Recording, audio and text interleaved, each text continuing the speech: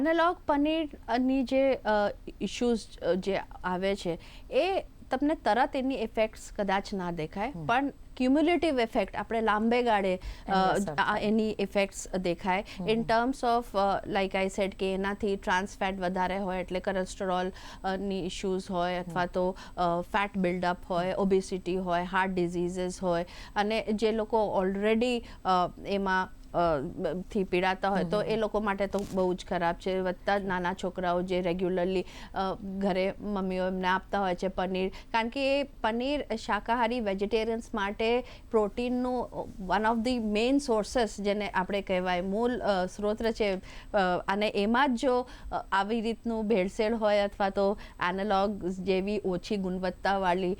પનીર ખવડાવવામાં આવે તો લાંબે ગાળે બહુ જ નુકસાન છે. અને આપણે જો સિન્થેટિક પનીરની વાત કરીએ એમાં તો ઇટ હેઝ ઇફેક્ટ, એટલે એની જે ઇફેક્ટ છે એ હાર્ટ ઉપર છે જ, પણ એમાં યુરિયાથી કિડની પર ડિરેક્ટ અસર પડી શકે છે. ડિટર્જન્ટ્સ એ આપણા આંતરડાને ખરાબ કરી શકે.